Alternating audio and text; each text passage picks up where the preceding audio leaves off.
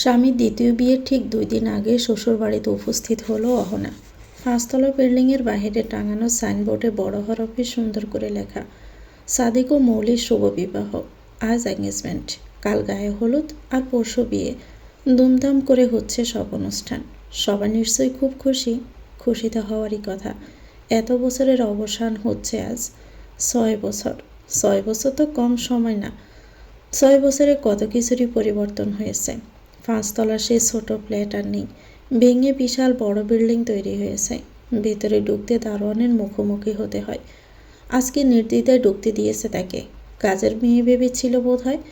ভাবলেও ভুল কিছু ভাবেনি। এই বাড়িতে যতদিন ছিল ততদিন সে কাজের মেয়ের মতোই ছিল। ঘরও ছিল পরিত্যক্ত আসবাব রাখার ঘর। দারোয়ানি থেকে সত্যটা জানা হয়নি। এই পোশাকের ভিখারিও আজকাল দেখা যায়। সেটাও ভাবতে পারে। তবে আজ ভিক্ষা নিতেই আজ এসেছে সে। মলিন ধূসর শাড়ির আঁচল পেতে ভিক্ষা নেবে। দূরে আতশবাজির শব্দ হলো। আলোর রেশ আকাশের বুকে নিজেকে মেলে ধরল। দারুণ এক দৃশ্য। ছোট ফুপুর বিয়ের দিন আতশবাজি ফুটানো দেখেছিল। কেউ ধরতে দেয়নি তাকে। ছোট হওয়ার অজুহাতে দূরে ঘরে বন্ধ হয়েছিল। আজকে বাড়িতে কারো বিধিনিষেধ নেই বোধ হয়। আলোর জলকানির সাথে সাথে ছোট বড় সকলেই উল্লাসে মেতে উঠল। মেতে উঠল না শুধু অহনা। এর সাজসজ্জার মাঝে একমাত্র মলিন কাপড় পরে দিকিমিকি আলোর ভিতর দিয়ে বাড়ির ভিতরে ঢুকতে লাগলো। স্বামীর বিয়ের কষ্ট তার হচ্ছে না। মানুষটা কোনো কালেই তার ছিল না। 3 কবুল আর একটা সাইনি যে কেউ কারো আপন হয় না, তার জ্বলন্ত প্রমাণ সে। রঙিন বাতির রঙিন আলো, বিয়ের গানের শব্দ, হাসি মজা সব কিছুতেই তার কাছে ফিকে মলিন। হঠাৎ দাঁড়িয়ে পড়ল অহনা। বুকের ভেতরটা শূন্যতায় খা খা করে উঠল। তবে চোখ ভিজল না। কান্নার ক্ষমতা হারিয়েছে বহু আগেই। মনে পড়ল সে রাতের কথা, যখন পরিস্থিতির চাপে পড়ে বিয়ে হয়েছিল তাদের। বিয়েতে ছিল না কোনো ভালোবাসার প্রতিশ্রুতি, আর না ছিল সারা জীবন পাশে থাকার প্রতিশ্রুতি। তাহলে কেন আজ এসেছে? অনর্থক আশা কি? একবার মনে হলো ফিরে যাক। পা ফিরিয়েও নিয়েছিল। আর ঠিক তখনই নজরে পড়ল সাদিককে। ব্যস্ত সাদিক অতিথিদের সাথে কথা বলছে আর হাসছে। মেরুন রঙের পাঞ্জাবিতে কি দারুণই না দেখাচ্ছে। তাদের বিয়ের সময় বড় মামার দেওয়ার সোনালি পাঞ্জাবি পরেছিল সে। সেটাতেও কি দারুণ লেগেছিল। তবে আজকে বেশি সুন্দর লাগছে। ভালো তো লাগতেই হবে। ভালোবাসার মানুষকে যে পাচ্ছে। আর পা আগানোর সাহস পায়নি সে। দূর থেকে মন ভরে দেখল। আগের মতোই টকবগের যুবক আর নেই। মুখে এক ঠান্ডা অভিব্যক্তি এসেছে। চোখে উঠেছে রিমলেস চশমা। হঠাৎই বুকের ভিতর মোচড় দিয়ে উঠল। দাঁড়িয়ে থাকতে সে আসেনি। কাজ সেরে আবারও ফিরতে হবে। শক্ত হাতে কাদের কালো রঙের ব্যাগটা মুঠো করে ধরল। ব্যাগের ভিতর ছোট টাকার পার্স, ছাতা, পানির বোতল রেখেছে। আর রেখেছে রিপোর্ট ফাইল। প্রমাণের প্রয়োজন পড়লে রিপোর্ট দেখাতে হতে পারে। পা বাড়ানোর আগে চারপাশে সে তাকাল। আশেপাশের মানুষের হাসাহাসি, সাজসজ্জা সব কিছুই অসহ্য লাগতে লাগলো। এই চাকচিক্যময় পৃথিবীতে তার জায়গা কখনো ছিলই না। তবুও একসময় চেয়েছে, পাগলের মতো চেয়েছে নিজের জায়গা করে নিতে, কিন্তু পারেনি। অহনার বেশি কষ্ট করতে হলো না। সেদিকে যাওয়ার আগেই কোনো এক আত্মীয়র নজরে পড়েছিল। আত্মীয় তো সাদিকের, তার তো কিছুই না। তবুও যখন এক প্রকার টানতে টানতে ভিতরে নিয়ে গেল, তখন চুপচাপ চলে গেল সে। আজে বাজে চিন্তা করার মানসিক পরিস্থিতি তার নেই। অনেক দিন আগে এক রাজপুত্রের বিয়ে হয়েছিল চাকরানির সাথে। আজ আবার সে রাজপুত্রের বিয়ে হচ্ছে এক রাজকুমারীর সাথে। সেখানে কেউ কালো ছায়া কেন মানবে? মুহূর্তে পরিবারের লোকজন দিয়ে ঘর ভরে উঠল। সাহসী অহনার সাহস দুর্বল হয়ে আসতে লাগলো। তবুও মাথা তুলল। গলা উঁচিয়ে বলল, প্রথম স্ত্রী জীবিত থাকা অবস্থায় তার অনুমতি না নিয়ে দ্বিতীয় বিয়ে দিচ্ছেন কিভাবে? দেশে আইন কানুন আছে। মরণে তো এত বছর কার সাথে থেকে এসেছ? ফষ্টি নষ্টি করে এখন আবার আমার ছেলের জীবন নষ্ট করার দান্দায় এসেছ? শয়তান মেয়ে কোথাকার। কথা শেষে সাদিকের মা তেড়ে গেলেন মারতে। সবাই আটকাল। গমগমে পরিস্থিতিতে ভারী কদমে চাপ ফেলে উপস্থিত হলো সাদিক। তির্যক চোখে পর্যবেক্ষণ করলো অহনাকে। তারপর শীতল স্বরে বলল, কত টাকা চাচ্ছ তুমি? টাকা না, সময় চাই। 3 মাস সময় চাই আপনার। দলা পাকানো স্বরে প্রতিউত্তর করল অহনা। সাদিক কপাল কুঁচকে তাকালো। ব্রজরা সুন্দরভাবে বেঁকে গেল তাতে। হাতের ইশারায় সবাইকে বাহিরে যেতে বলে দরজা চাপালো। পা দিয়ে টুল ঠেলে অহনাকে বসতে দিয়ে নিজে বসলো খাটে। তারপর কাট গলায় প্রশ্ন করলো, সময় বেশি কি কিনবে? অহনা কপালের ঘাম মুছল। আস্তে আস্তে যে সত্যিটা সামনে আনতে হবে তার সূচনা করলো। সামান্য ঠোঁট নাড়িয়ে বলল, খুশি। কার? পাল্টা প্রশ্ন আসতে সময় নিল না। দম বন্ধ করে প্রশ্নের উত্তর দিল অহনা, আমার ছেলের। বাবাকে?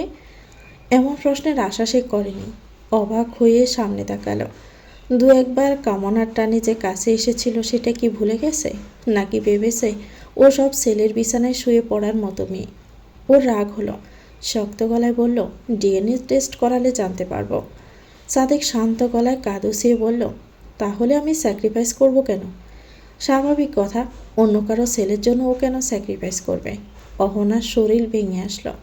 সামনের মানুষটা ওকে এত নিচভাবে, ছেলেটা যে তারও হতে পারে এর বিন্দুমাত্র ধারণাও করতে চাইছে না। সিদ্ধান্ত নিল সে ছেলের বাবার পরিচয় জানাবে না, যেমন আছে তেমন থাকুক।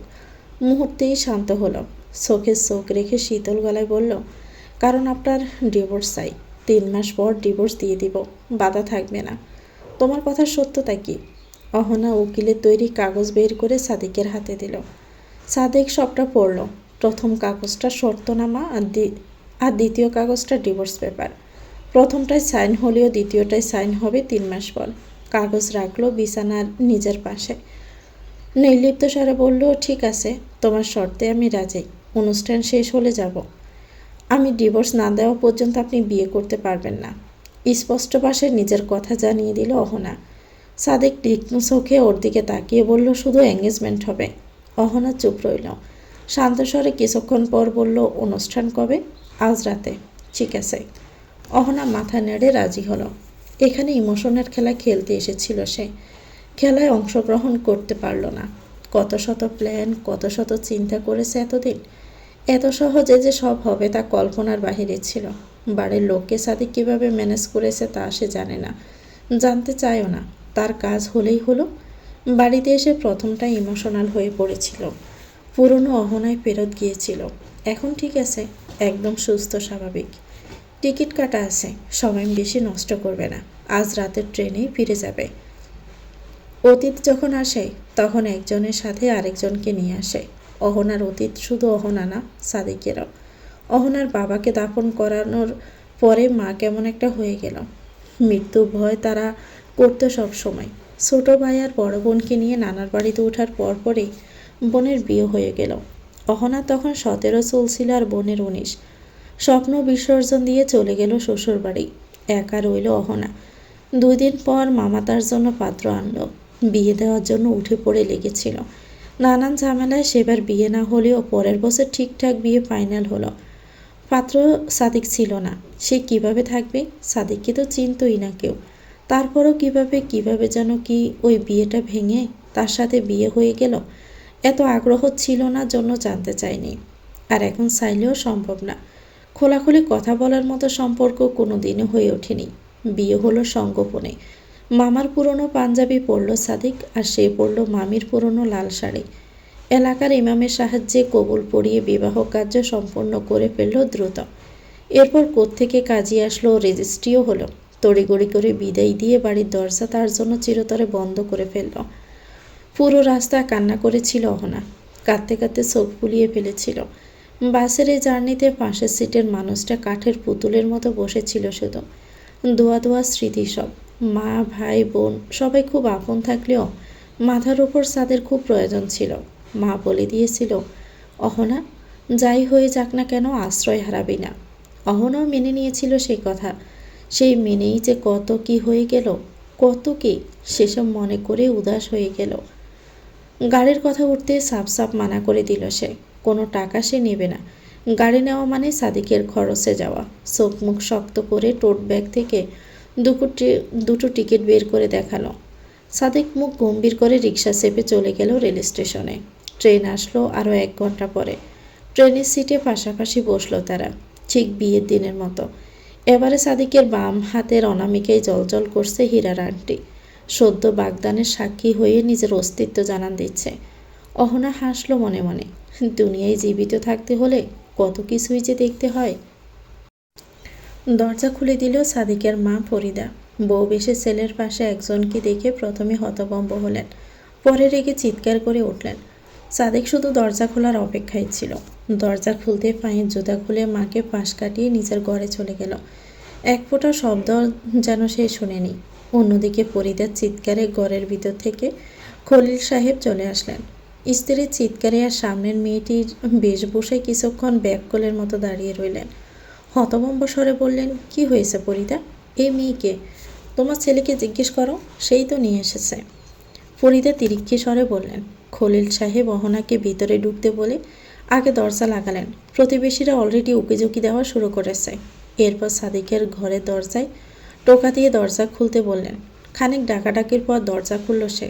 মাথা সম্পূর্ণ ভেজা, বোধহয় গোসল করেছে। এইটুকু সময়ের মধ্যে গোসল? শু ক্যাবিনেটের পাশের দেওয়াল ঘেঁষে দাঁড়িয়ে সোরা চোখে সাদিকের দিকে তাকিয়ে মনে মনে চিন্তা করল অহনা। ফরিদা সোফায় বসে রাগে গজগজ করছিল। ছেলে বের হতে হঠাৎ করে দাঁড়ালো। রক্তিম চোখে রাগ নিয়ে বলল, এসব কি নাটক হচ্ছে? সাদিক এক পলক বাবা মায়ের দিকে তাকালো, তারপর নিচু চোখ করে বলল, কয়েক ঘন্টা আগে আমার বিয়ে হয়েছে। বিয়ে হয়ে গেছে? কে করালো এ বিয়ে? তুই নিজে করেছিস নাকি এ মেয়ে এসে গলায় ঝুলে পড়েছে? ফরিদার বিষ ঢালা কণ্ঠে চেঁচিয়ে উঠল। রেগে গেলেন খলিল সাহেব। স্ত্রীর উপর গর্জে উঠে বললেন, আহ থামো তুমি, আগে কথা শুনতে দাও। ফরিদা ফুফাতে ফুফাতে আবার সোফায় বসে পড়ল। খলিল সাহেব ছেলের দিকে ফিরে শান্ত গলায় বললেন, হঠাৎ এ বিয়ের সিদ্ধান্ত নেওয়ার কারণ কি? আমরা কি কিছুতে বাধা দিয়েছিলাম? আমার ইচ্ছেতে কিছু হয়নি, সাদিক উঁচু গলায় বলল। খলিল সাহেব ভ্রু কুঁচকে বললেন, মানে? জোর করে বিয়ে দিয়েছে? অনেকটা সেরকমই। কেন? তুমি কি করেছিলে সেটা ওর পরিবারের লোকের থেকেই জানো? কাটকাট গলায় বলল সাদিক। সাথে ঘর থেকে অহনার মামার নাম্বার এনে বাবার হাতে তুলে দিল। বাহিরে থেকে কথা বলে এলেন তিনি। কি কথা বললেন তা কাউকে বলল না। ঘরে এসে শুনলেন ফরিদা মেয়েটির উপর চোটপাট করছে। মেয়েটি ভয়ে গুটিসুটি মেরে দাঁড়িয়ে আছে।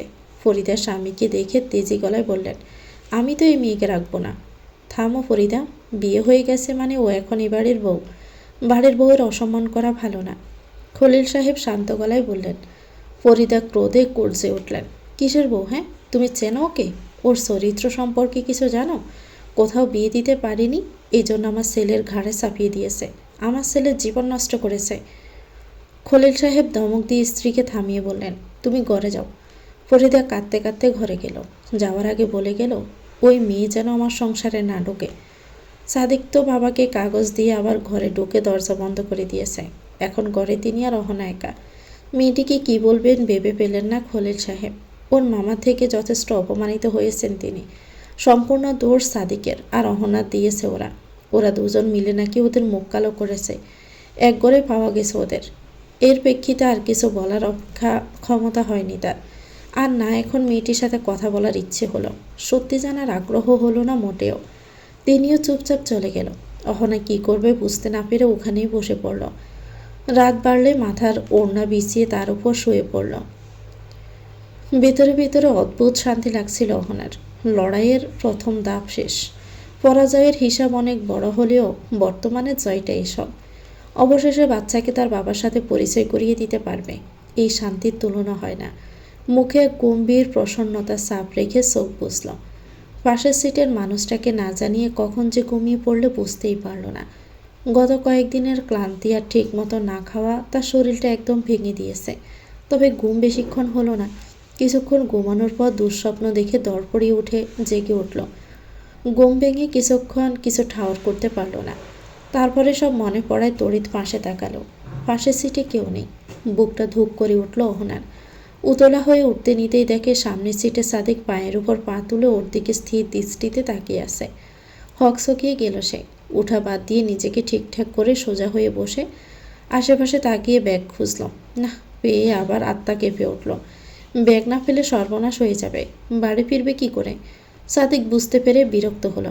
হাতের ইশারায় ট্রেনের টেবিলের উপর নির্দেশ করে বলল, আছেই তো 270 টাকা, এই সামান্য টাকার জন্য এত উতলা? অহনা ব্যাগ বুকে চেপে বিস্ময় স্বরে বলল, আপনি আমার ব্যাগ চেক করেছেন? হ্যাঁ করেছি। একদম চোখে চোখ রেখে সত্যি কথা বলল সাদিক। অহনা দ্বিতীয় দফায় হকচকিয়ে চোখ পাকিয়ে ফেলল। দুঃস্বপ্ন তোর বুক এখনও কাঁপছে। যদি সত্যি সত্যি সাদিক সাথে না আসতো তাহলে বাচ্চাটার ইচ্ছেটা পূরণ করতে পারত না। পর মুহূর্তে কিছু মনে হতে ব্যাগটা আরও শক্ত হাতে বুকের সাথে চেপে ধরল। তার মানে ছেলের বার্থ সার্টিফিকেটও দেখেছে। সন্দেহ সত্যি করল সাদিক। অবজ্ঞা ভরা স্বরে বলল, তোমার ছেলের নাম তাহলে মাহাদি? নীরবে মাথা নেড়ে সায় জানালো অহনা। একবার ভাবলো ছেলের বাবার নামটা বলে দিক। যদিও বার্থ সার্টিফিকেটে বাবার নাম আছে, তবুও বিশ্বাস করার জন্য মায়ের মুখ থেকে শোনা বেশি ভালো। কিন্তু মুহূর্তে মাথা জাগালো, না বলাটাই বেশি নিরাপদ। কিছু সত্য যত লুকানো থাক ততই মানুষকে বাঁচায়। তুমি কতদিন আমার সাথে থেকেছ? সাদিক ফের প্রশ্ন করে। অহনা মাথা তুলে একবার। তাদের সিট 4 জনের, সামনাসামনি 4 জন করে মোট 8 জনের সিট। বর্তমানে সেখানে তারা ছাড়া আর কেউ নেই, তাই কথা শোনার অস্বস্তি থেকে বেঁচে গেল। থুতনি চিবুকের সাথে আটকে আস্তে করে বলল, 2 বছর। হ্যাঁ, থেকেছিল অনেকদিন।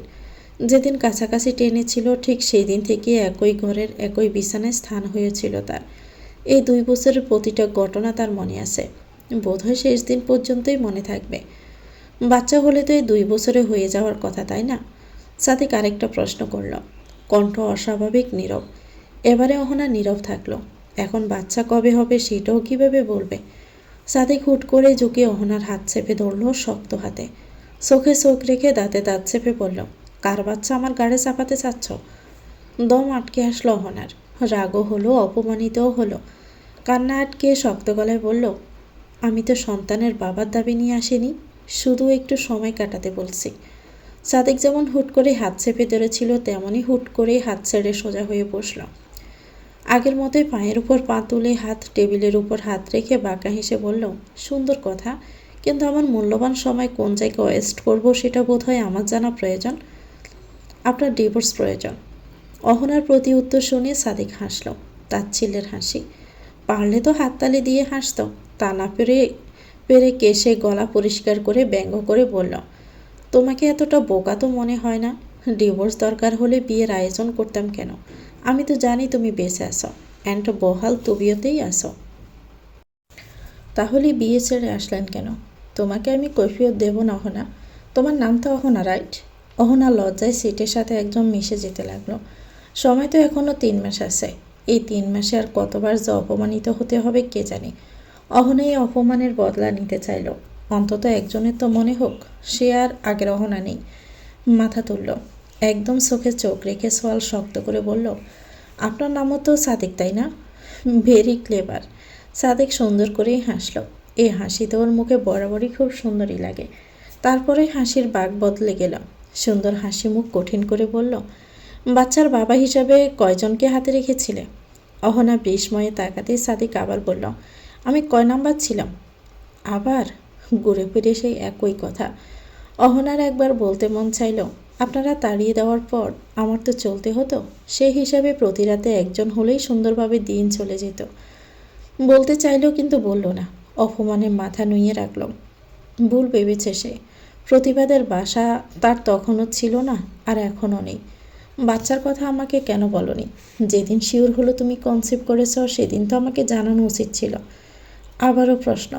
অহনা বেদনায় জর্জরিত হয়ে কাতর গলায় বলল, আপনি নিজের কথায় ঠিক থাকুন প্লিজ। আমার বাচ্চার জীবনে আপনার অবস্থান মাত্র 3 মাসের। 3 মাস পর আপনার সাথে আমার সম্পর্কের ইতি ঘটে যাবে। ট্রেন থামায় সাদিক আর কিছুই বলল না। সোজা গাড়ি থেকে নেমে গেল। অহনার বুক কেঁপে উঠল। তার কোনো কথাই কিছু মনে করে সিদ্ধান্ত বদলে ফেলল না তো? ঢোক গেলে কিছু বলার আগেই দৃষ্টির আড়ালে চলে গেল সাদিক। জানালা দিয়ে খুঁজতেও পাওয়া গেল না। কিছু দূরে একটা খাবারের দোকানে। কিছুক্ষণের মধ্যেই ফিরে এলো কেক আর পাউরুটির প্যাকেট হাতে নিয়ে, আরেক হাতে পানির বোতল। এবারেও বসলো একদম অহনার সামনাসামনি। কেকের প্যাকেট অহনার দিকে বাড়িয়ে দিয়ে বলল, নাও। চুপচাপ প্যাকেট কোলের উপর রেখে বাহিরে থাকা প্ল্যাটফর্ম দেখতে লাগলো। সাদিক নিতে বলেছে, খেতে তো আর না, সুতরাং কথা শোনা হলো। ঠান্ডা চোখে তাকিয়ে রইল সাদিক। অহনা সেদিকে তাকানোর সাহস নেই। মাথা নিচু করে হাত কসলাতে লাগলো। কাল থেকে পানি ছাড়ার কিছুই খায়নি। মাথা তো ঘুরছিল, কিন্তু ছেলেকে না দেখে কিছুই খেতে পারবে না। প্যাকেট শক্ত হাতে চেপে সিটে মাথা এলিয়ে চোখ বুঝল। ভোর রাতে ঘটে গেল দুর্ঘটনা। ক্লান্তি আর না খাওয়ায় প্রেসার ফল করে জ্ঞান হারালো অহনা। শেষ রাতের দিকে খিদের জ্বালায় ঘুম ভাঙে অহনার। সহ্য করতে না পেরে হাত পেটে চেপে দেওয়াল ঘেঁষে বসে পড়ল। সেখানে দয়া দেখানোর কেউ ছিল না। ভোরের দিকে খলিল সাহেবের ঘুম ভাঙে। তিনি মসজিদে যাওয়ার জন্য বের হতে অহনাকে বসে থাকতে দেখেন। মেয়েটার অবস্থা দেখে আফসোস হয়। তিনি ভেবেছিলেন অন্তত সাদিক নিজের ঘরে নিয়ে যাবে। সাদিকের ঘরের দরজা বন্ধ। অহনাকে সোফায় বসিয়ে কিছু খাবার এনে দিলেন। সামান্য ইতস্ত করে পুরো খাবারটাই শেষ করল অহনা। ধৈর্য নিয়ে অপেক্ষা করলেন খলিল সাহেব। খাবার শেষ হতে সাদিকের ঘরে নক করলেন। ফুলো চোখে ঘর খুলল সাদিক। সামনে বাবাকে দেখে থমথমে মুখে বলল, কিছু বলবে বাবা? খলিল সাহেব রুষ্ট গলায় বললেন, মেয়েটা সারা রাত বাহিরে ছিল। সামান্য সেন্স নেই তোমার? বিয়ে যখন করেছো দায়িত্ব নিতেই হবে। ভুলে যেও না তুমি ওকে এই বাড়িতে এনেছো। সাদিক ঠান্ডা চোখে শুনল।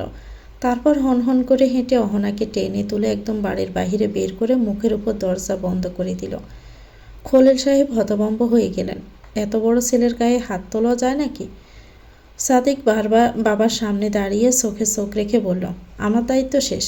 এবার যে দরজা খুলে ওকে ভিতরে আনবে তার উপরেই ওর দায়িত্ব থাকবে। বলে আর দাঁড়ালো না। ছেলের দুঃসাহসে ব্যথা পেলেন তিনি। কিছু না করে অপরাধীর মতো অহনাকে ভিতরে আনলেন। লজ্জায় ভয়ে অহনা মাটিতে মিশে যেতে লাগলো। চোখের পানিও বাদ মানছে না। একটু খাবার দিয়ে এত অপমান। বাকি অপমানের জন্য পরিত্যাগ ছিল। ঘুম থেকে উঠেই আবার চেঁচামেচি শুরু হলো। খলিল সাহেব পরিস্থিতি সামলালেন। পুনরায় সাদিককে ডাকা হলো। বাবার সাথে খারাপ ব্যবহারে অপরাধবোধ কাজ করছিল তাই এক ডাকেই চলে এসেছে। তারপর যখন শুনল অহনা তার ঘরেই থাকবে তখন সোজা বাড়ি থেকে বের হয়ে গেল। ফরিদা রাগী গলায় বলল, এই মেয়ের জন্যই আমার ছেলেকে এখন বাড়ি ছাড়া করব? খলিল সাহেবের মাথা গরম হয়ে যাচ্ছে। একদিকে সামলালে আরেকদিকে গন্ডগোল হচ্ছে। আবার নতুন আসা এই মেয়ের সামনে স্ত্রীকে ছোটও করতে চাইছেন না।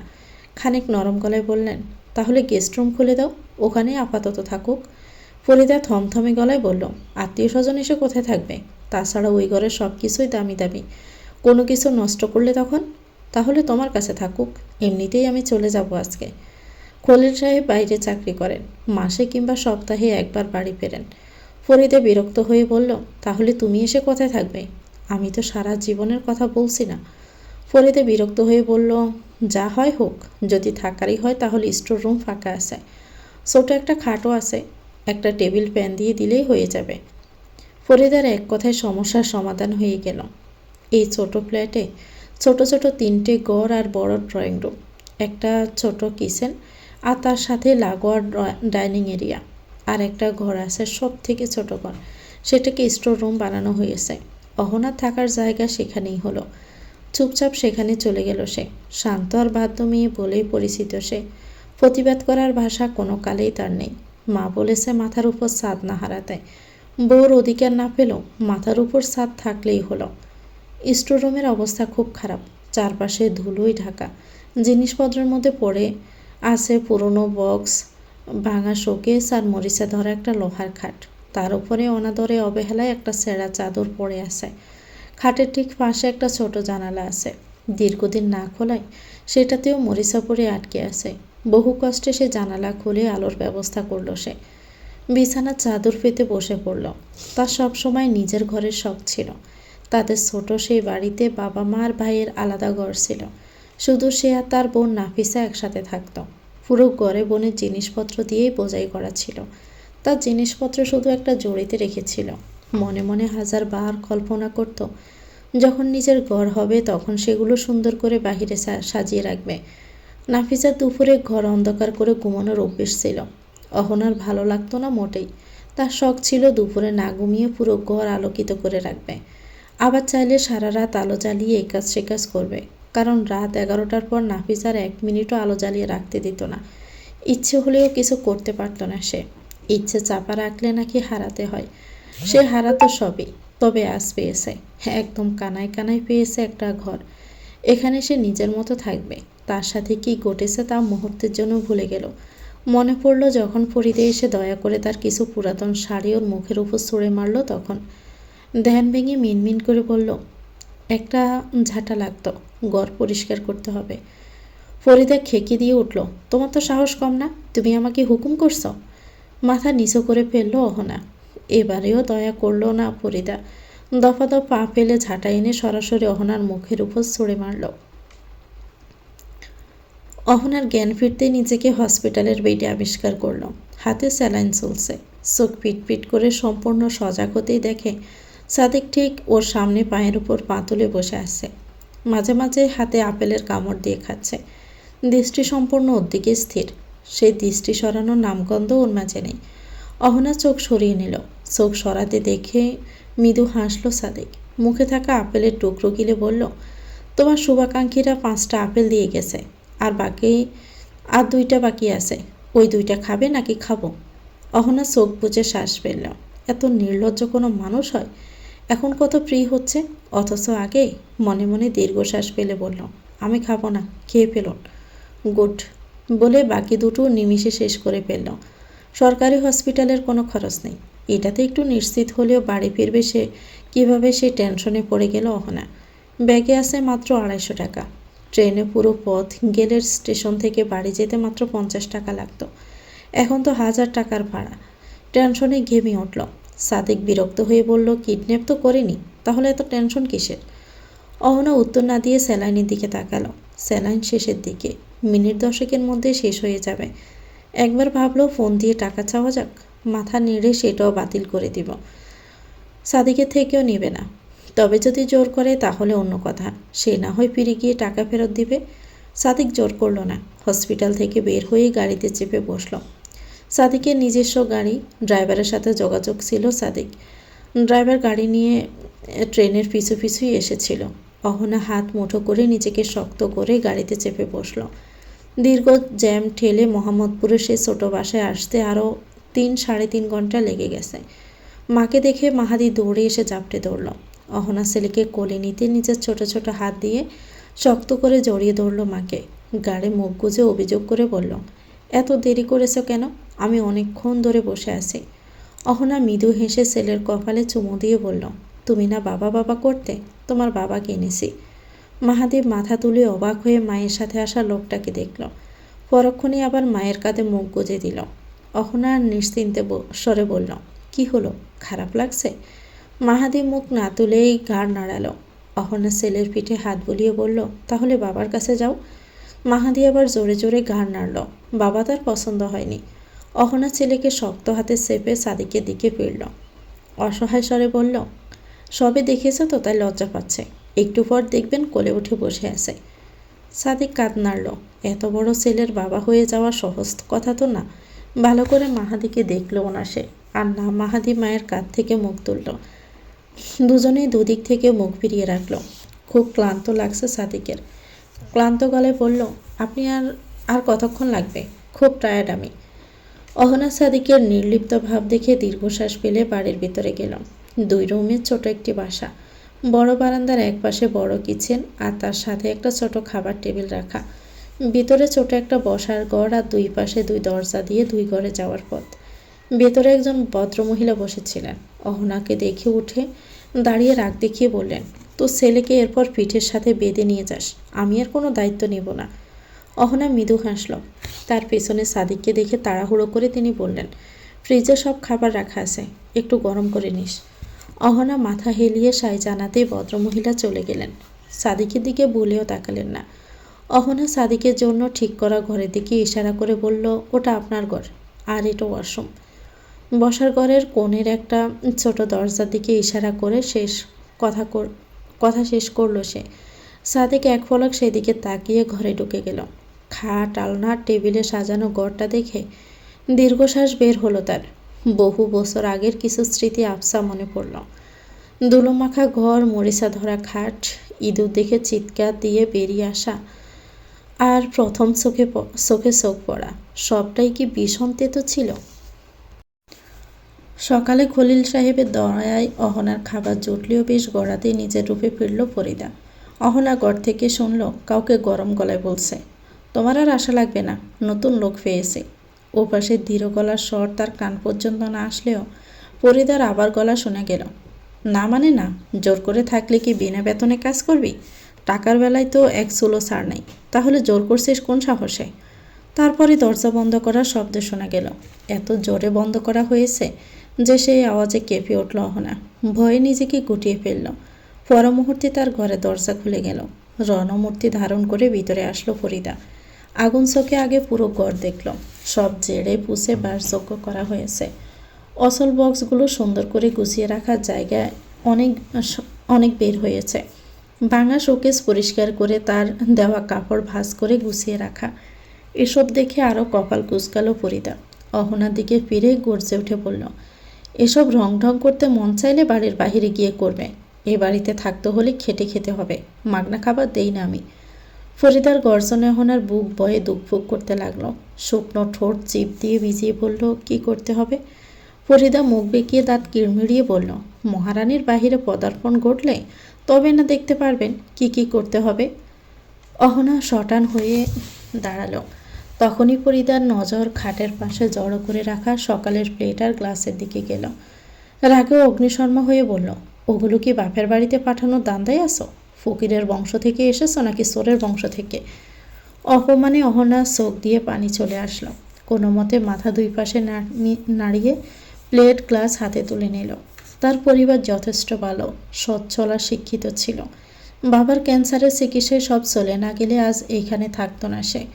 হয়তো কলেজ পাশ করে কোনো ভালো ইউনিভার্সিটিতে অ্যাডমিশন নিত। তখন এখানে অপমানিত হতে হতো না।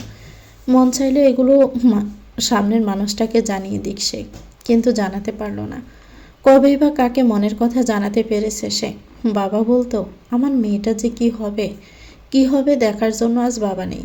আর নেই জন্যই বোধ হয় কিছু হচ্ছে না তার সাথে। ঘরের কাজ করতে খুব কষ্ট হয়েছে তার। নিজের বাড়িতে রান্না ছাড়া আর কিছুই কোনো দিন করতে হয়নি। রান্নাটাও শখের বসে করত। বাবা মারা যাওয়ার পর নানা বাড়িতে তার ভাগে রান্নার দায়িত্বটাই পড়েছিল। কারণ ভালো রান্নার সুখ্যাতি তার জুলিতে ছিল। তখন রান্নার চাপে অন্যদিকে নজর দেওয়ার সময়ই হয়নি। যৌথ ফ্যামিলির 3 বেলায় কয়েক পদের রান্না, তার উপর সাহায্যরও কেউ ছিল না। এই কয়েক মাসে আর কিছু না হলেও রান্নায় সে পাকা হয়ে উঠেছে। কিন্তু ওই যে আর কিছু করতে অনেক সময় লেগে গেল। এক গজ ঝাড় দেওয়ার পর একটু বিরতি দিয়ে আরেক গজ ঝাড় দিল। ভারী ঝাঁটা হাতে নিয়ে ঝাড় দিতে গিয়ে কবজি ব্যথা হয়ে গেল। সেই কাজ শেষ হলে রান্নাঘরের একটু থালা বাসন পড়ে রইল। সকালে থালা বাসন মাজতে মাজতে দুপুর প্রায় হয়েই এলো। ভেতর থেকে চেঁচিয়ে উঠল ফরিদা, ওই রকম খুঁটে খুঁটে কাজ করলে বাহিরে দরজা খোলা আছে, যেতে পারেন আপনি। ফরিদার কথার বাণী অহনার চোখে পানি। থালা বাসন ধোয়ার নোংরা পানির সাথে মিশে চলে গেল। দ্রুত হাতে বাসন মেজে সাজিয়ে রেখে রান্নার কাজে হাত লাগালো। বিয়ের পর প্রথম রসোই অহনার। সে হোক, বিয়েটাকেও মানেনি বা হোক, বউ হিসাবে রান্নার দায়িত্ব দেওয়া হয়নি। কিন্তু মনে প্রাণে তো নিজেকে বাড়ির বউ মেনে নিয়েছে। স্বামী তাকে না মানলেও সে তো মানে। বাঙালি রমণীদের বিয়ের সাথে সাথে স্বামীর প্রতি এক অবাধ্য টান অনুভব করে বলেই সে শুনেছে। এখন সে টান সেও অনুভব করছে। মানুষটা তার হাতের রান্না খাবে ভেবেই উৎসাহ দ্বিগুণ 3 গুণ বেড়ে যাচ্ছে। মাছ কাটলো, সবজি কাটলো, পেঁয়াজ মরিচ সব কেটে চুলা ধরিয়ে চুলার আগুনে হাঁড়ি চড়ালো। আর সেই আগুনেই গলতে লাগলো তার সব অভিমান। সারাদিন বাইরে থেকে বাড়ি ফিরে খেতে বসলো সাদিক। রুই মাছ বোনা, লাল শাক, আলু ভাজি আর মিষ্টি কুমড়া ভর্তা। মেনু দেখে কপাল কুঁচকালো সে। তার বাড়িতে আজ পর্যন্ত আলু ভাজি আর মাছ একসাথে রান্না হয়নি। তাহলে আজ কেন? মাকে জিজ্ঞেস করার আগে অহনা ডালের বাটি নিয়ে ছুটে আসলো। সব গোছালেও ডাল দিতে ভুলে গেছে। ওকে দেখে সাদিক ঠান্ডা স্বরে বলল, আজকে রান্না কে করেছে মা? ফরিদা বেজার মুখে বলল, কে আর করবে, তোর বউ করেছে, আমি কি অত পারি? কথা শেষ করার আগে ভাঙচুর শুরু হয়ে গেল। টেবিলের কোনো খাবারই আর টেবিলে থাকলো না। তাদের অবস্থান হলো মেঝেতে গড়াগড়ি অবস্থায়। ফরিদা চমকে চেয়ার থেকে উঠে গেল। অহনা রান্নাঘরের দরজার আড়ালে দাঁড়িয়ে কাঁপতে লাগলো। সাদিক গর্জে উঠে বলল, যাকে দেখলেই ঘৃণা লাগে তাকে রান্নাঘরে অ্যালাউ করেছো কেন? ওর হাতের রান্না রাস্তার কুকুর বিড়ালও থুতু ফেলে চলে যাবে। অহনা শক্ত হাতে দরজার কপার চেপে নিজেকে সামলালো। ইচ্ছে হলো নিজের হাত দুটো কেটে শরীর থেকে আলাদা করে ফেলুক। জার্নির ক্লান্তিতে এসে ঘুমিয়ে পড়েছিল সাদিক। উঠল রাত 8টায়। উঠে চোখ ডলতে ডলতে বাহিরে এসে দেখে সকালে সে পিচ্ছি ছেলেটা পা ছড়িয়ে নিজের ছোট টেবিলের উপর খাতা রেখে ঝুঁকে কিছু করছে। আগ্রহ হলো তার। দৃঢ় পায়ে হেঁটে কাছে গিয়ে ঝুঁকে দেখলো বাচ্চাটা আর্ট করছে। একটা হলুদ রঙের বাড়ি, সামনে পিচঢালা রাস্তা আর একটা গাড়ি। ঠিক ওর গাড়ির মতোই গাড়ি, আঁকানো এখনও শেষ হয়নি। সাদিক মুগ্ধ হয়ে গেল। বাচ্চাটা অনেক ভালো আর্ট করে। আগ্রহবশত পিছন থেকে বলে উঠল, এ বাড়িতে কে থাকবে? মাহাদি চমকে উঠে পিছনে তাকাতে সাদিকও চমকে উঠল। ছেলেটা একদম ওর মতো দেখতে, চোখ, নাক, ঠোঁট সব কপি। সাদিক অনেকক্ষণ পর্যবেক্ষণ করলো। এমনকি মাহাদি মাথা ঘুরিয়ে নিলে ওর সামনে বসে ওকে দেখতে লাগলো। এমন ব্যবহারে ত্যক্ত বিরক্ত হয়ে নিজের রং পেন্সিল সব গোছাতে লাগলো মাহাদি। সাদিক বিস্মিত স্বরে বলল, তুমি আমার নাক চুরি করেছ কেন? মাহাদি গোছানো বাদ দিয়ে অবাক হয়ে ওর দিকে তাকালো। এই ছোট ছোট চোখের বারবার পলক ফেলা সাদিককে আরও বিভ্রান্ত করে ফেলল। সাদিকও ওর মতো পলক ফেলে নিজের চোখ দেখিয়ে বলল, এই দেখো, চোখও সেম। মাহাদি বিরক্ত হয়ে বিড়বিড় করে কিছু বলে নিজের জিনিসপত্র নিয়ে ঘরে চলে গেল। সাদিক অবাক হয়ে দেখল, ছেলেটাও ছোট ছোট হাত দিয়ে শক্তি প্রয়োগ করে একদম মুখের উপর খট করে দরজা বন্ধ করে দিল। বিস্মিত হয়ে দুইবার পলক ফেলে সত্যতা যাচাই করতে চাইল। ঘটনার সত্য বুঝতে চোখ ছোট ছোট করে উঠে ঘরে চলে গেল। অপমানটা বেশ বড়ই ছিল, বলা চলে ডেকে এনে অপমান। ঘর থেকে আবার বের হলো ঠিক ঠিক মাহাদির খাওয়ার সময়। খাওয়ার ব্যবস্থা হয়েছে বসার ঘরের মেঝেতে। অহনা ছেলেকে পাশে বসিয়ে টিভি দেখাতে দেখাতে খাওয়াচ্ছে। সাদিক গিয়ে অহনার পাশ ঘেঁষে বসে পড়ল। তাকে অহনার পাশে বসতে দেখে গাল ফুলালো মাহিদি। নিজের বসার জায়গা থেকে উঠে মায়ের কোলে জায়গা করে বসে পড়ল। অহনা এক হাতে জড়িয়ে ধরল তাকে, মাকে। অহনা বিচলিত স্বরে বলল, এভাবে কোলে থাকলে কিভাবে খাইয়ে দিব বাবা? মাহাদি মাথা নেড়ে আরও চাপটে ধরল। সাদিক ব্রু বাঁকিয়ে দেখল, হলুদ টি শার্ট পরা বাচ্চাটা পারলে একদম মায়ের সাথেই মিশে যায়। খানিক বিরক্ত গলায় বলল, ছেলেকে এমন কোলে কোলে মানুষ করলে ভবিষ্যৎ আর দেখতে হবে না। সাদিকের কথার টোন মাহাদির মোটেও ভালো লাগেনি। অহনা পাত্তা না দিলেও সে মায়ের বুকে মাথা রেখে মুখ ঘুরিয়ে রাগী দৃষ্টিতে তার দিকে তাকালো। সাদিকের ইচ্ছে হলো তার মতো দেখতে বাচ্চাটার রাগী মুখের সুন্দর নাকটা টেনে নিক। লোভ সংবরণ করতে না পেরে সত্যি সত্যি নাক টেনে দিতেই তার কসরে কেঁদে উঠল মাহাদি। হকচকিয়ে গেল সাদিক। অহনা চমকে উঠে বিচলিত স্বরে বলল, কি হয়েছে বাবা, কাঁদছ কেন? মাহাদি কাঁদতে কাঁদতে একবার নিজের নাক আর একবার সাদিককে আঙ্গুলের ইশারায় দেখালো। অহনা কিছু না বুঝলেও সাদিক বুঝে কেসে উঠে প্রসঙ্গ পাল্টাতে সামনের খিচুড়ির বাটি দেখিয়ে বলল, খিচুড়ি ছাড়া আর কিছু নেই? খিচুড়ি তার খুব একটা পছন্দের না। অহনা ছেলের জন্য আর তার জন্য পাতলা খিচুড়ি করেছে, তাই তাড়াহুড়ো করে বলল, এটা খাবেন না? সাদিক কপাল কুঁচকে বলল, কেন, এটা কি খাবার না?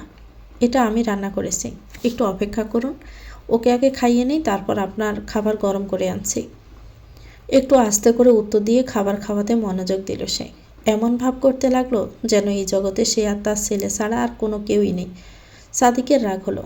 তাকে ডেকে এনে মা ছেলে আচ্ছা মতো অপমান করা শুরু করেছে। আর আগে জেদ দেখিয়ে বলল, না, আমার ভীষণ খিদে পেয়েছে, তাড়াতাড়ি যাও। অহনা চোখ বুজে শ্বাস ফেলে নরম গলায় ছেলেকে বলল, আব্বু তুমি একটু বসো, আমি বাবার খাবার গরম করে নিয়ে আসছি।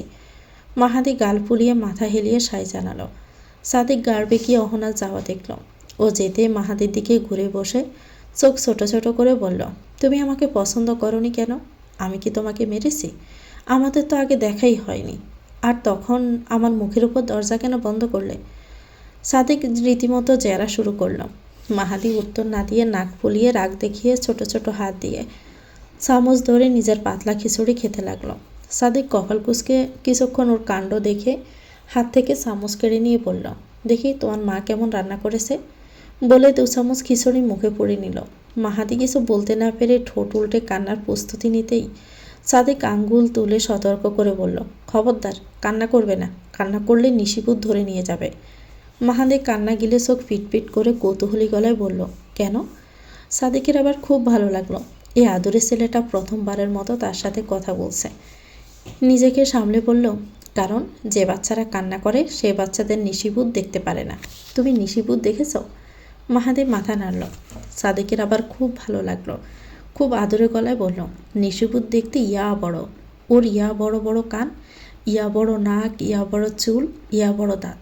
যখন কথা বলে তখন মুখ দিয়ে রক্ত বের হয়, খায় শুধু বাচ্চাদের হাড্ডিকুড্ডি। তাহলে কি তোমার মতো দেখতে? মাহাদি চোখ পিটপিট করে নিরীহ গলায় প্রশ্ন করতে সাদিক আর ওকে আদরে লাগলো না। উত্তর না দিয়ে থমথমে মুখে খিচুড়ির প্লেট নিজের দিকে টেনে পুরো খিচুড়ি শেষ করে ফেলল। মাহাদি সেদিকে শুধু তাকিয়েই রইল। কান্না এখন শুধু মায়ের অপেক্ষায়। অহনা আসলো খানিক পরেই। ওকে দেখে মাহাদি ঠোঁট ফুলিয়ে ফেলল। সাদিক চোখ গরম করে কিছু বলার আগেই কান্না শুরু হয়ে গেল। সাদিক কানে আঙ্গুল গুঁজে ইশারায় নিজের খাওয়া হয়ে গেছে বুঝিয়ে ঘরে গিয়ে আগে দরজা বন্ধ করে কান্নার আওয়াজ কমালো। অহনা অসহায়ের মতো ছেলের কান্না বন্ধ করতে লাগলো আর খাবারের দিকে তাকিয়ে রইল। ছেলের খাবারে বাঘ বসানোর কি খুব দরকার ছিল? শ্বশুরবাড়িতে অহনা থাকার 5-7 দিন হয়ে গেল। এ কয়েকদিনে বদলায়নি কিছুই, বরং সাদিক চলে যাওয়াতে ফরিদা আরও যারা হাত পা হয়ে গেছে। বাড়ির সব কাজের বার অহনার কাঁধে তুলে নিশ্চিন্তে ঘুরে ঘুরে বেড়াচ্ছে। অহনা কাজের ফাঁকে যখন খেতে বসে তখন বাগে পড়ে বাসি রুটি কিংবা বাসি ভাতের মাছ ছাড়া মাছের সামান্য তরকারি, অথবা 2 দিনের পুরনো বাজি। সেটাই খেয়ে ফেলে খিদের তাড়নায়। ওর আনন্দ তো হয় নিজের ঘরে ফিরে, যখন তার ঘর প্রাকৃতিক আলোতে সেজে ওঠে। দুপুরে ঘর আলো করে বসে বসে সে আকাশ দেখে, আর নয়তো সন্ধ্যার পর অন্ধকার আকাশে তারা ওঠা দেখে দেখে আর চমৎকৃত হয়। তারাগুলো কি সুন্দর জ্বলজ্বল করে, দেখতে কী যে ভালো লাগে। কিন্তু মুদ্রার উল্টো পিঠে দেখতে গেলে অন্য কিছু দেখায়। তার ঘরের লাইটের ব্যবস্থা হয়নি ফ্যানের ব্যবস্থাও। সন্ধ্যা হলে অন্ধকারে পুরো ঘর ডুবে যায়। আবার সূর্য মাথার উপর উঠলে অসহ্য গরমে টেকা দুষ্কর হয়ে ওঠে। আবার জানালা খুললে মশা এসে ভিড় করে। এতে অহনা সুখ খুঁজে নিয়েছে। ভাগ্য তাকে এটা দিলে এটাই সই। সেদিন দুপুরে রান্নায় ব্যস্ত ছিল অহনা। ফরিদা বোধহয় ঘরে কারো সাথে ফোনে কথা বলছে। ওই মুহূর্তে কলিং বেল বেজে উঠল। অহনা কী করবে ভেবে না পেয়ে গুটি গুটি পায়ে দরজা খুলে দিল। দরজার ওপাশে মাঝবয়সী একজন মহিলা দাঁড়িয়ে আছেন। অহনাকে আপাতমস্তক পর্যবেক্ষণ করে কপাল কুঁচকে বলল, তুমি সাদিকের বউ? অহনা ভয়ে ভয়ে মাথা উপর নিচ করে সায় জানাতেই সামনের মহিলাটি ওকে প্রায় ধাক্কা দিয়ে ভেতরে ঢুকে গেল। দরজা খোলার শব্দে ফরিদা প্রায় দৌড়ে এসেছে। মেয়েটার উপর ছোটপাট করার সমূহ ইচ্ছের সামনে ননদকে দেখে দুলিশ্বাদ হয়ে গেল। মুখে প্রসন্ন মুখে এগিয়ে এসে হাসি মুখে বলল, তুমি কখন আসলে সিদ্দিকা?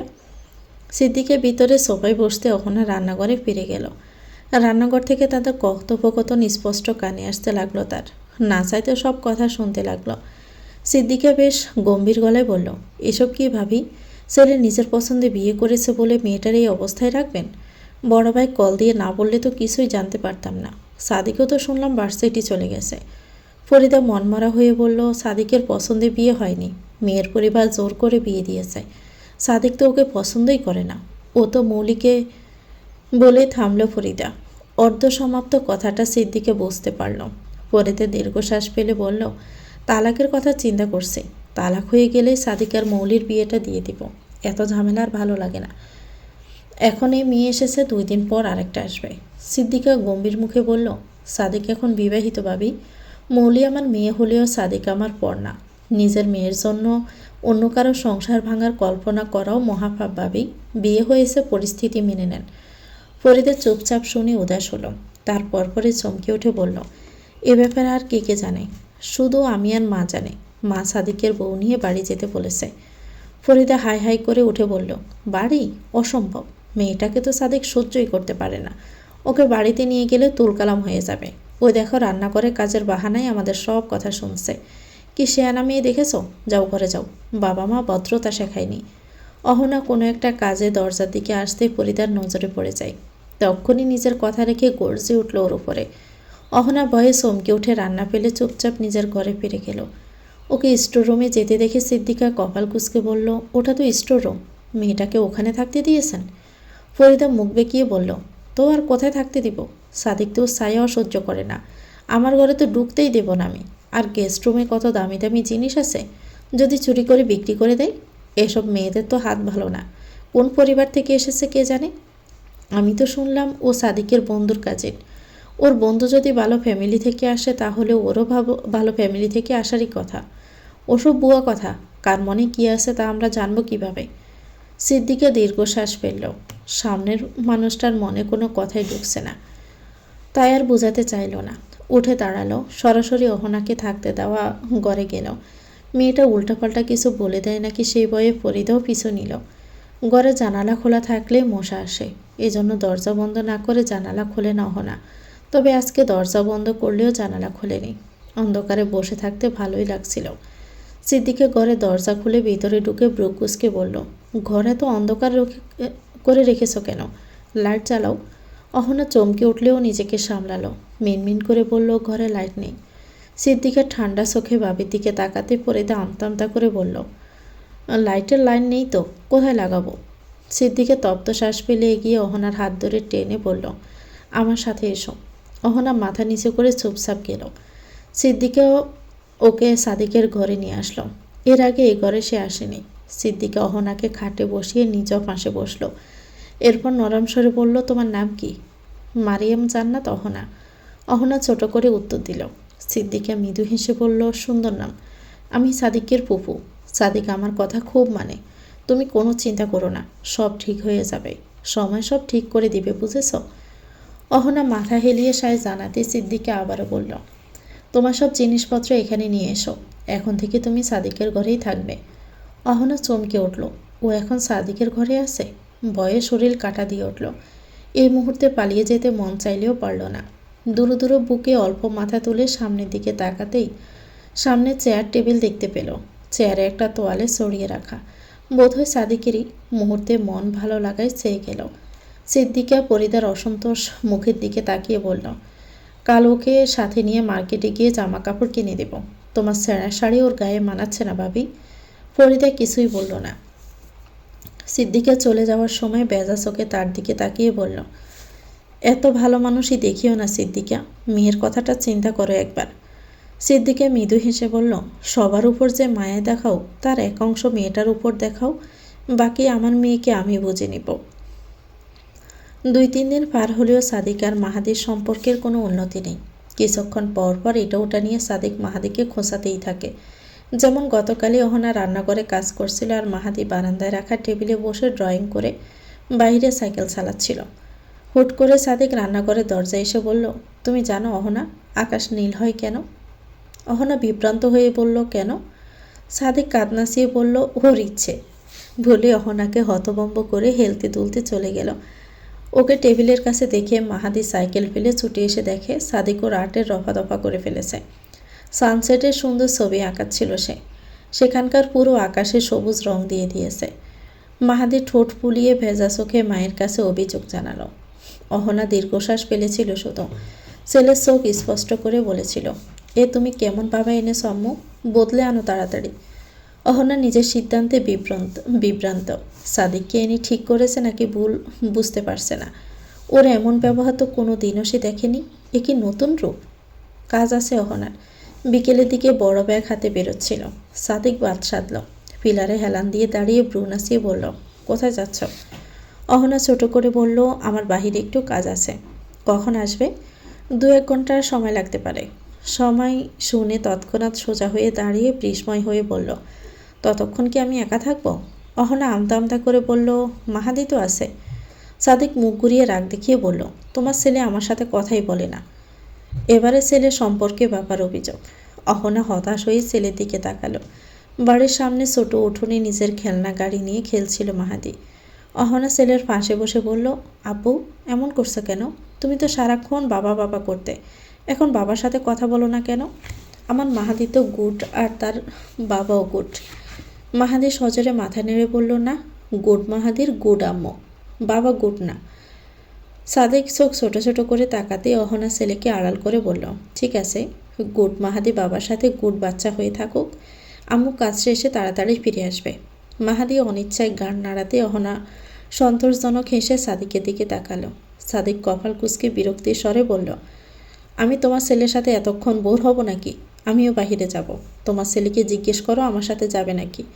অহনা মাহাদির দিকে ফিরতে সে সজোরে মাথা নেড়ে বলল, না আম্মু, মাহাদি যাবে না। সাদিক গরম গলায় বলল, কে যাবে না?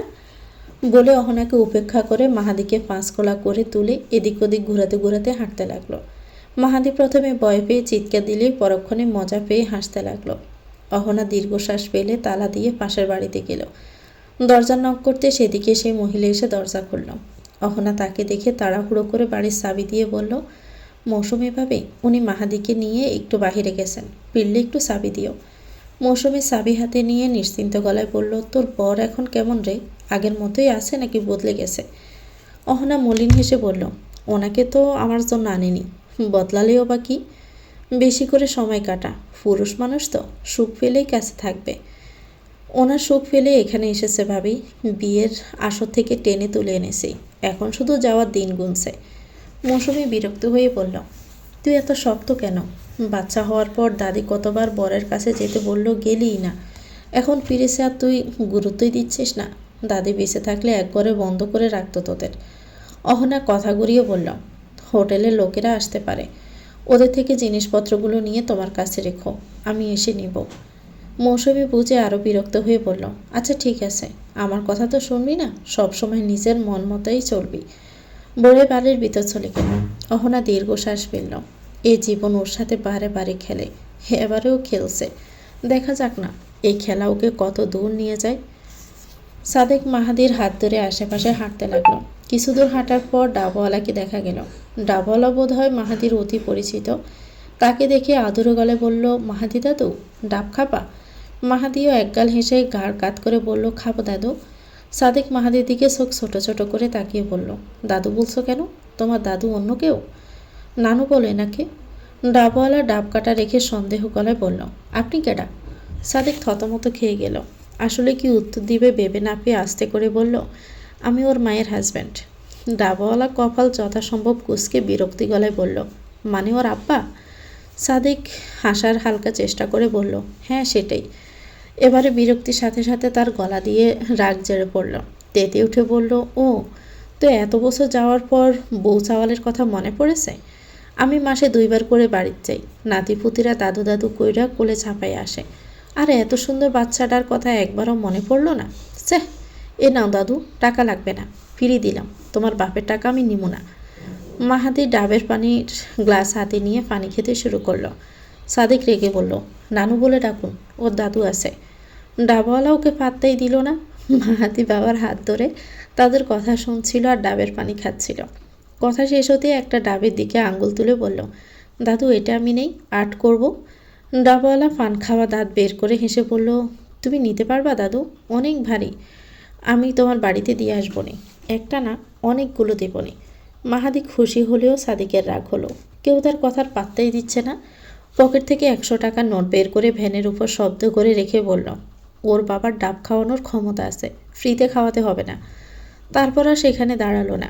মাহাদির হাত এক প্রকার টেনে অন্যদিকে হাঁটতে হাঁটতে বলল, তোমাকে আর এখানে আনবো না, কিসব মানুষের মধ্যে যে বড় হচ্ছ। সাদিক বড় বড় পা ফেলে হাঁটছিল। ওর হাঁটার সাথে তাল মেলাতে মাহাদিকে দৌড়াতেই হচ্ছিল। খানিকটা পথ যাওয়ার পর হাঁপাতে হাঁপাতে বলল, আমি হাঁটতে পারছি না, ব্যথা করছে। সাদিক দাঁড়িয়ে পড়ল। কপাল কুঁচকে মাহাদির অবস্থা দেখে কোলে তুলে নিয়ে বিরক্তিকর স্বরে বলল, কোলে কোলে মানুষ হয়েছ, পা তো ব্যথা করবেই। সাদিক কোলে তুলতে মাহাদি ওর গলা জড়িয়ে ধরল। প্রশান্তি বয়ে গেল সাদিককে হৃদয় জোড়ে। তারপর খেয়াল করলো মাহাদির জোরে জোরে শ্বাস ফেলা কমছে না। সাদিক বিচলিত হয়ে মাহাদির পিঠ ঘষে মৃদু গলায় বলল, কি হয়েছে, পানি খাবে? মাহাদি মাথা নেড়ে না বুঝিয়ে শক্ত করে জড়িয়ে ধরল ওকে। সাদিকও শক্ত হাতে আগলে রাখল। মাহাদি মিনিট খানেকের মধ্যে ঠিক হয়ে যেতে সাদিক আবারও হাঁটা শুরু করে বলল, এত পাতলা কেন তুমি, বাতাসের থেকেও পাতলা। মাহাদি কিছুই বলল না, ওভাবেই বাবার সাথে লেপ্টে থাকলো। সাদিক হাঁটতে হাঁটতে মাঠের কাছে চলে আসলো। অসমাপ্ত এক বিল্ডিংয়ের সামনে অনেকটা জায়গা পাকা, বাচ্চারা সেটাকে খেলার মাঠ বানিয়ে ফেলছে। সেখানেই অনেকগুলো বাচ্চা ফুটবল খেলছে। সাদিক দেখছিল মাহাদি প্রায় সবসময় ফুটবল পায়ে নিয়ে হাঁটে, তাই দাঁড়িয়ে পড়ে বলল, চলো ফুটবল খেলি। মাহাদি মাথা নেড়ে বলল, আমি দৌড়াতে পারি না, কষ্ট হয়। দৌড়াতে হবে না, তুমি আমার কাছেই থাকো। বলে ওকে কাঁধে তুলে নিল। কাঁধের 2 পাশে পা দিয়ে বসে বাবার গলা জড়িয়ে ধরল মাহাদি। নিজেকে পাখির মতো লাগতে লাগলো তার। মনে হলো এখন উঠতে পারবে। কিছুক্ষণের মধ্যে উঠতেও লাগলো। সাদিক ওকে কাঁধে তুলে ওর হাত নিজের হাতে নিয়ে শক্ত করে ধরে বাচ্চাদের সাথে দৌড়ে দৌড়ে ফুটবল খেলতে লাগলো। মাহাদি মহা আনন্দে খিলখিল করে হাসতে লাগলো। গগনে গড়ছে মেঘ ঘন বরষা, কোলে একা বসে আছি নাহি ভরসা। অহনার অবস্থাটা ঠিক এমনই। শ্বশুরবাড়িতে মাস পেরোলেও নিজের অবস্থান ঠিক করতে পারেনি। এখনও সে একই অবস্থান, শুধু থাকার ঘর বদলেছে। এছাড়া সব একই রকম রয়েছে। সকাল থেকে বাড়ির সমস্ত কাজ, সাথে পরিবার বাড়িয়ে দেওয়া কাজ, আর কিছু হলেই কথা শোনানো, এগুলো চক্রাকারে চলছে। আজকে নিজের মা ভাইয়ের খবর পেয়েছে অহনা। মায়ের মাথার স্থায়ী স্বাদ এসেছে। 2 দিন আগে মামারা মায়েরও স্থায়ী এক ঠিকানা করে দিয়েছে। বিয়ে দিয়েছে মায়ের, অর্থাৎ ভাইদের কাছে তাদের বোনও বোঝা হয়েছিল। বোনের দায়িত্বটাও নিতে পারল না। আর তার ভাই, তার অবস্থান হয়েছে এতিমখানায়। এই খবর অহনা পেয়েছে শাশুড়ি থেকে। তাচ্ছিল্যের হেসে খবর দিয়েছিল সে। শুধু খবর দিয়ে ক্ষান্ত ছিল না, আরও কত কথা যে শোনালো। অহনা মাথা নিচু করে সব শুনেছে। পুরো সময় শুধু এটাই মনে হয়েছে, ওর যদি অবস্থান একটু শক্ত হতো তাহলে বাইকে এতিমখানায় থাকতে হতো না। ও যদি একটু শক্ত হতো তাহলে মাকে এই অবস্থায় পড়তে হতো না। মাকে চেনেও, কোন পরিস্থিতির চাপে বিয়েটা করেছে সে না জেনেও ঠিক বুঝতে পারছে। তবে সাথে বোনের খবরটা পেলেও একটু শান্তি পেত। কে জানে ও শ্বশুরবাড়ির লোকজন কেমন, নাকি সেও কোন বানের জলে ভেসে বেড়াচ্ছে। তবে সব থেকে বেশি কষ্ট হচ্ছে ভাইটার জন্য। সর্বহারা পরিবারের সকলেরই একটা নড়বড়ে ঠিকানা হয়েছে, কিন্তু ভাইটা, আদরের ভাইটা শেষ ঠিকানা হলো এতিমখানায়। মামার বাড়ির সবাই তো বেশ অবস্থাপন্ন, তাও একটা মানুষের জায়গা হলো না। বুক ফেটে কান্না আসতে লাগলো অহনার। বিছানায় হাঁটুতে মুখ গুজে নিঃশব্দে কাঁদতে লাগলো। কিছু দরকারি কাগজের জন্য ভার্সিটি থেকে চলে আসতে হয়েছে সাদিকের। প্রায় সময় আসতে আসতে রাত হয়ে যায়, জন্য এক্সট্রা চাবি নিজের কাছে সে রেখেছে। আজকেও সেভাবেই এসেছে। নিঃশব্দে নিজের ঘরে ঢুকে লাইট জ্বালাতেই বিছানায় ভূতের মতো কাউকে বসে থাকতে দেখল। কপাল কুঁচকে গেল তার। কে বসেছে দেখার জন্য তার 2 পা আগাতেই মাথা তুলল অহনা। চোখজোড়া জলে টাইটুম্বর। ওকে দেখে সাদিকের মাথায় আগুন ধরে গেল। ভার্সিটিতে যথেষ্ট বদনাম হয়েছে ওর। অহনার কাজিন পুরো ভার্সিটিতে ওর নামে উল্টাপাল্টা কথা ছড়িয়ে বদনাম করেছে। সেই রাগে অহনাকে দেখে 2 গুণ 3 গুণ হারে বৃদ্ধি পেল। বড় বড় পা ফেলে এগিয়ে এসে অহনাকে ধাক্কা দিয়ে বিছানায় ফেলে দিল। তারপর সোয়াল শক্ত হাতে চেপে ধরে দাঁতে দাঁত চেপে বলল, তোমার সাহস হলো কি করে আমার ঘরে আসার? ব্যথায় কোকিয়ে উঠল অহনা। নিজেকে ছাড়াতে সাদিকের হাত ধরতে এক ঝটকায় হাত সরিয়ে ফেলল সাদিক। দেখে মনে হলো কোনো অপবিত্র জিনিস ওর হাতের উপর পড়েছে। অহনা চোখ পেটে পানি গড়িয়ে পড়ল। সাদিক চুপ করে রইল না একদম। অহনার হাত শক্ত হাতে চেপে টানতে টানতে ঘরের বাহিরে নিয়ে গেল। অহনা নিজের অপমান অবহেলা সাইডে রেখে অবস্থাতেই কাঁদতে কাঁদতে বলল, আমার ভাইকে এনে দেবেন? কত মান, কত আশা নিয়ে কিছু চাইল স্বামীর কাছে, কিন্তু স্বামীর মনে দয়া সৃষ্টি হলো না। পৃথিবীর সর্বোচ্চ কঠোরতা নিয়ে বলল, আগে নিজের জায়গা গোছাও, তারপর অন্যের কথা চিন্তা করো। বলে খট করে মুখের উপর দরজা বন্ধ করে দিল। শব্দ ফলকে ফেলল অহনা। সাথে সাথে চোখের পানি চোখ বেয়ে গালে গড়িয়ে পড়ল। তার নিজের জায়গারই তো ঠিক নেই, কথাটা সত্যি। বাহিরে একা বাঁচার মতো করে বড় হয়নি, সেটাও সত্যি। কিন্তু বোনের মন যে মানে না। কোলে পিঠে করে বড় করা ভাইটার অবস্থা যে সহ্য হয় না। করুণা ভরে দরজায় করাঘাত করল। আর্তনাদ করে বলল, যা বলবেন তাই করব, শুধু আমার ভাইকে এনে দিন, জীবনেও আর কিছু চাইব না। দরজার ওপাশে কঠোরতা বিরাজ করছিল। কঠিন মুখে দরজা খুলে চোখ গরম করে চাইল অহনার দিকে। সাদিকের ভস্ম করে দেওয়া দৃষ্টি দেখেও পিছু হটল না সে। হাত জোর করে হাঁটু গেড়ে বসে একই কথা বলতে লাগলো। বিরক্তির সর্বোচ্চ সীমায় পৌঁছে চিৎকার করে মাকে ডাকলো সাদিক। মা! হুড়মুড় করে আসলো ফরিদা। সাদিককে এখন দেখে অবাক হয়ে বলল, তুই কখন আসলি? আরও অবাক হলো সাদিকের পায়ের সামনে অহনাকে এভাবে বসে থাকতে দেখে। বিস্মিত স্বরে বলল, ওর কি হয়েছে? সাদিক তপ্ত স্বরে বলল, এখন কি বাড়ি ফিরেও শান্তি পাবো না? ফিরলেই এই রং রং দেখতে হবে? ফরিদা ফোঁস করে শ্বাস ফেলে বলল, তোর ফুফুর সাথে কথা বলিসনি? বলেছি। আর তাই বলে যে সবার স্বভাবতে সহ্য করতে হবে এর কোনো মানে নেই। তুমি একে আমার চোখের সামনে থেকে সরাও। প্রচণ্ড টায়ার্ড। যা বলা যা করার সব সকালে দেখা যাবে। বলে আর এক মুহূর্ত অপেক্ষা করলো না, আবার শব্দ করে দরজা বন্ধ করলো। ফরিদা বিরক্তি নিয়ে বলল, যাত্রা ফেলা শেষ হলে সবাইকে একটু শান্তি দিয়ে আগের ঘরে ফিরে যাও। অহনা কান্না অটোমেটিক বন্ধ হয়ে গেল। অপাত্রে দান ছিল সবটা। বুঝে দৃঢ় পায়ে হেঁটে নিজের রাজ্যে ফিরে গেল। নিজের জায়গায় ঠিক করতে কি করতে হয় তা তো কেউ কোনোদিন শেখায়নি। জীবন নাকি সব শেখায়। 18 বছরের জীবনের 17 বছর তো শক্ত ছায়াতলেই কাটিয়ে দিল। এই মাঝের 1 বছর অবশ্য অনেক জ্বর পার করে এসেছে, তাও তো শিখল না। তাহলে শিখতে আর কত জীবন পার হয়ে আসতে হবে। সাদিক 2 মাসের ছুটিতে দেশে এসেছিল। সেই ছুটি শেষের দিকে। আর ছুটি চাইলে বোধহয় চাকরি থাকবে না, তাই হোম অফিস করার সিদ্ধান্ত নিয়েছে। এই নিয়ে বসের সাথে মিটিং ছিল। মিটিং শেষে ল্যাপটপে মাহাদির হাস্যোজ্জ্বল ছবি দেখে মুখে হাসি ফুটে উঠল। এই কয়েকদিন অজস্র ছবি তুলেছে ছেলের, খাওয়ার সময়, ঘুমানোর সময়, খেলার সময়, এমনকি যখন রেগে গাল ফুলিয়ে বসে থাকে তখনকার ছবিও আছে। এক একটা ছবি দেখে আর মন আদরে আদরে ভরে যায়। বাচ্চাটা যে কি এত আদুরে হয়েছে, দেখলে গাল নাক টিপে দিতে ইচ্ছে করে, আর না হলে ইচ্ছে করে শক্ত করে নিজের সাথে চেপে ধরে গালে টাপুস টুপুস চুমু খেয়ে নিই। হঠাৎ করে মাহাদির বাচ্চাবেলা দেখতে মন চাইল তার। অহনায় বারান্দার টেবিলে বসে দুপুরের রান্নার প্রস্তুতি নিচ্ছিল। বড় বড় পা ফেলে সেখানে হাজির হলো। অন্য পাশে চেয়ার টেনে একদম অহনার গা ঘেঁষে বসে সিদ্ধ আলু হাতে নিয়ে চিলতে চিলতে বলল, অহনা, মাহাদির ছোটবেলার ছবি আছে? আর চোখে সাদিকের কর্মকাণ্ড দেখছিল অহনা। মনে মনে কিভাবে মানা করবে সেটা গোছাচ্ছিল। সেটা বাদ রেখে গাড় কাত করে বলল, আছে, অনেক ভিডিও আছে।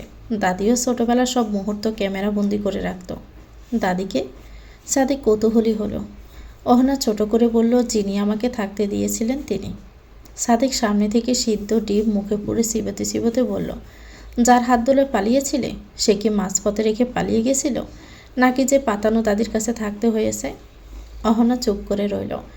পাশের মানুষটা কি রিল্যাক্সে কথাটা বলল, অথচ এর উত্তর ওর কাছে নেই। কিছু ব্যাখ্যা করা বা প্রমাণ করারও কোনো ইচ্ছে নেই। সাদিক আরেকটা ডিম হাতে তুলে প্রসঙ্গ পাল্টালো। তার নিজেরও হয়তো এই টপিক পছন্দ হচ্ছে না। তাই বলে তোমার দাদি এখন কোথায়? অহনা এবারেও উত্তর দিতে চাইল না। নিজেকে ইগনোর করে সাদিকের অপছন্দের কাজ। অহনার ঘাট ধরে নিজের দিকে ফিরিয়ে ব্রুনাসি উত্তর জানতে চাইল। অহনা মুখে বিরক্তির আভা ফুটিয়ে বলল, 2 বছর আগে মারা গেছেন। সাদিক উত্তর পেয়ে অহনাকে ছেড়ে দিয়ে হাতের ডিমটাও মুখে পুরে দিল। 2টা আলু ছোলার বদলে 2টা ডিম গলৎকরণ করে বলল, এটা ওনারই বাড়ি? অহনা মাথা উপর নিচ করে সায় জানাতে সাদিকের কপাল কুঁচকে গেল। রাগী গলায় বলল, এখানে আর তুমি থাকবে না। উত্তরায় আমার ফ্ল্যাট আছে, সেখানেই থাকবে। আর সেখানে থাকতে না চাইলে অজস্র ফ্ল্যাট আছে এই শহরে। অন্য কারো বাড়িতে তোমাদের রাখতে চাই না। অহনা সাদিকের আড়ালে তাচ্ছিল্যের হাসল। এক সময় ছিল যখন মাথার উপর ছাদ পাওয়ার জন্য উদ্ভ্রান্তের মতো এদিক ওদিক ছুটেছে, আর আজ অজস্র ছাদ দেখাচ্ছে। দীর্ঘশ্বাস ফেলে বলল, বাহিরে কোথাও থাকার মতো টাকা আমার নেই। সাদিক রেগে দাঁতে দাঁত চেপে বলল, তোমাকে কেউ টাকা দিতে বলিনি। তোমাদের দায়িত্ব নেওয়ার ক্ষমতা আমার আছে। অহনা থমথমে মুখে বলল, আপনার টাকায় আমি থাকবো না, আর আমার ছেলেও থাকবে না। সাদিক আরও রাগল। তেজি হাতে অহনার সোয়াল ধরে নিজের দিকে ফিরিয়ে চোখে চোখ রেখে বলল, আমার ছেলেকে জন্ম দেওয়ার আগে কথাটা মাথায় রাখা উচিত ছিল। অহনার ইচ্ছে করলে বলুক, আপনার ছেলে তো 2000-এর বিনিময়ে গর্ভে আসার পরেই মারা গেছে, যার জন্ম হয়েছিল শুধু আমার সন্তান হয়ে। বলার হলো না। মনের কথা মুখে এনেছিল যে কবে যে আজ আনবে। মাহাদি আশায় টপিক থেকে এক প্রকার ছুটিই পেল সে। মাহাদি কয়েকদিন আগে একটা গোলাপের নয়নতারা চারা লাগিয়েছিল। সেই গাছে আজ প্রথম ফুল ফুটেছে। মায়ের জন্য সে ফুল তুলে এনেছিল সে, আর এসেই দেখে মায়ের পাশ ঘেঁষে অন্য একজন বসে আছে। মায়ের সাথে কাউকে বসে থাকতে দেখতে মাহাদির কবেই বা ভালো লেগেছে যে আজ লাগবে। এক ছুটে মায়ের কাছে গিয়ে আশ্রে পাশ্রে কোলে উঠে বসল। অহনা কাজ বাদ দিয়ে ছেলেকে আঁকড়ে ধরে গালে চুমু দিয়ে বলল, মা কাজ করছে আব্বু, তুমি পরে কোলে বসো। মাহাদি সজোরে মাথা নেড়ে জড়িয়ে ধরল মাকে। ধরেই ক্ষান্ত হলো না। রাগী চোখে সাদিকের দিকে তাকিয়ে বুঝিয়ে দিল, মা শুধুই তার, এদিকে যেন নজর না দেয়।